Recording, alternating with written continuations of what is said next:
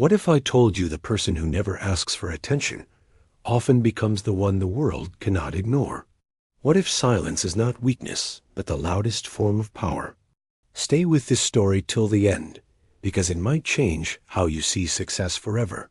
Long ago in ancient China, during the time of a powerful emperor, there stood a kingdom known for its grand walls, mighty armies, and wise advisors.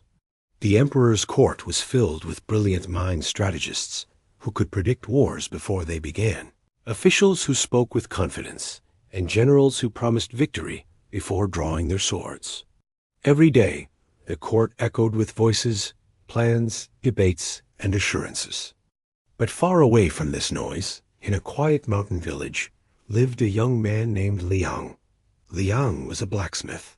He was not known for his words. In fact, many believed he had nothing important to say at all.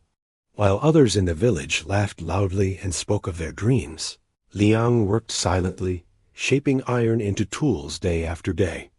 His hands were rough, his clothes simple, and his presence almost invisible. "Why don't you go to the capital?" his friend once asked. "With your skill, you could become rich, famous even." Liang simply smiled and returned to his forge, because he believed something most people didn't, that true value does not need to be announced. One harsh winter, danger struck the kingdom. A powerful enemy army began advancing toward the capital. The emperor summoned his greatest generals. The court came alive with confidence. "My army will crush them before sunrise," one general declared. "We will outsmart them with strategy," another insisted. "I have studied their weaknesses for years," said a third. Plans were drawn and promises were made, but there was one problem. The enemy was stronger than expected. Weapons began to break, swords shattered in battle, and armor failed under pressure. The soldiers were losing.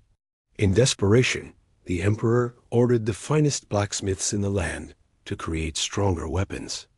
Blacksmiths from across the kingdom rushed to the capital. They spoke highly of their skills. "I forged the strongest steel in the north," one claimed.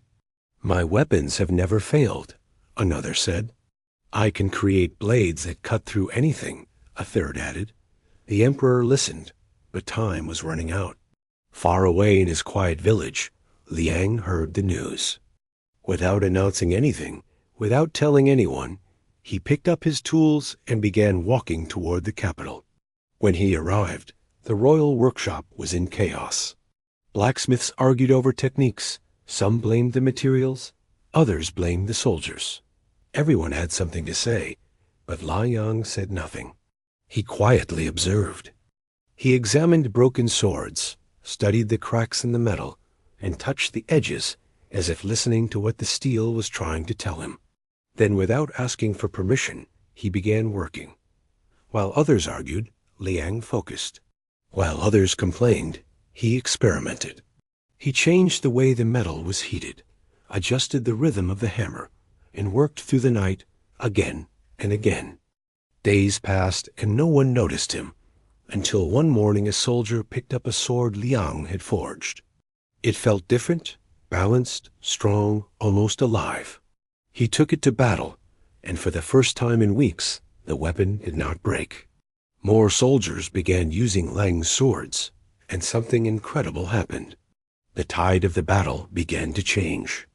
The emperor, hearing of this sudden shift, demanded answers. "Who is responsible for these weapons?" he asked. The workshop fell silent.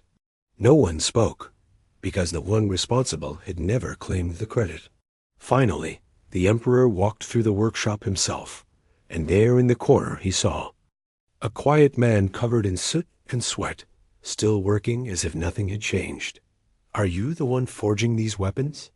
the emperor asked. Liang stopped, and for a moment the entire room held its breath. Then he nodded. "Why did you not step forward?" the emperor asked. "Why did you not claim your skill and your contribution?" Liang replied softly, "Your Majesty, the soldiers needed stronger swords, not stronger words." Silence filled the room, a silence heavier than any speech. The emperor stepped closer and looked at Liang's hands. burned, scarred, tireless. And in that moment, he understood something his court never had. He removed his royal seal and placed it in Liang's hands. "This kingdom has many who speak of strength," the emperor said, "but today I have found the man who creates it.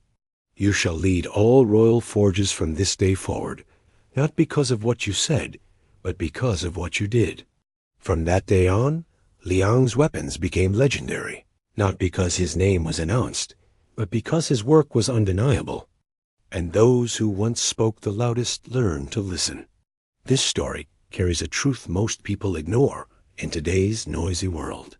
We talk about success, we announce our goals, we promise results, but we delay the work. Liang did the opposite. While others spoke, he studied. While others argued, he improved. While others waited, he acted. Remember this. Work in silence and let your results make the noise. Because skill speaks where words fail, and the world rewards results, not intentions. So starting today, before you announce your next goal, take one step toward it. Before you promise something, prove a small part of it. Let your work become your identity, because in the end, people don't remember what you said you would do. They remember what you actually did. Now think about it.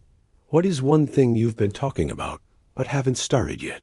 Start today, because silence backed by action is the most powerful voice in the world.